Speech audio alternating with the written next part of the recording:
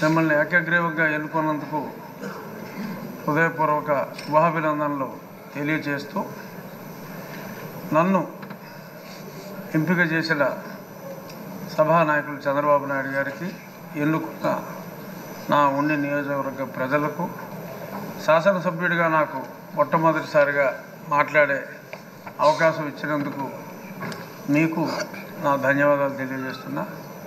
అందరూ చెప్పారు, మీరు ఎన్నిసార్లు మంత్రులు చేశారు, ఎన్నిసార్లు ఎమ్మెల్యేలు చేశారు కాబట్టి సమయం కూడా తక్కువ ఇచ్చారు కాబట్టి వాటి జోలికి వెళ్లకుండా ఎన్నో దశాబ్దాలుగా నేను మీకు చిరపరిచితుడిని అయినప్పటికీ సభలో చెప్పుకోవాల్సిన అంశాలు కొందరే ఆ పేరుకి సార్థకత తీసుకొస్తారు. చిన్నవారికి అయ్యగా, మీ తోటి వయసులందరికీ అన్నగా, రాష్ట్ర ప్రజలందరికీ ఎంతో ప్రీతిపాత్రుడుగా, అయ్యన్న పాత్రుడుగా పరిపూర్ణమైన పేరు మీకు మీ తండ్రి గారు పెట్టారో తాతగారు పెట్టారో, ముందుగా వారికి నా ధన్యవాదాలు తెలియజేస్తూ, ఈ సభ పామరులందరికీ అర్థమయ్యేలాగా సరళమైన భాషలో మీరు మాట్లాడతారు. అందులో గర్వం లేదు, సరళమైన భాషే మీరు ఎప్పుడు మాట్లాడారు. ఇప్పుడు మీరు పిఆర్ కాలేజీలో చదువుకున్నప్పుడు ఒక గ్యాంగ్ లీడర్గా, రాజకీయాల్లో ఇప్పుడు ఒక మాస్ లీడర్గా, ఇప్పుడు మా శాసనసభను ఒక తరగతిగా భావిస్తే క్లాస్ లీడర్లా కాకుండా ఒక క్లాసిక్ లీడర్గా మీరు ఉంటారు అనే పరిపూర్ణ విశ్వాసం మా అందరికీ కూడా ఉంది.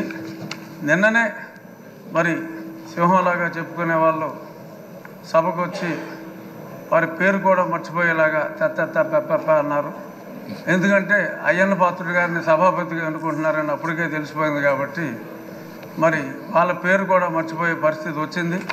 అంచేత వాళ్ళు ఎప్పట్లాగా అలాగే ఆ సీట్లన్నీ ఖాళీగా ఉంటాయేమో, మరి ప్రతిపక్ష పాత్ర పోషించాలి అంటే మరి పాలకపక్షంలోనే అందరికీ కూడా మీరు మాట్లాడే అవకాశం, కేవలం పొగడ్తలకే పరిమితం కాకుండా, మంత్రులకే అవకాశం కాకుండా, మాలాంటి శాసనసభ్యులందరికీ కూడా మీరు తప్పకుండా అవకాశం ఇవ్వాలి.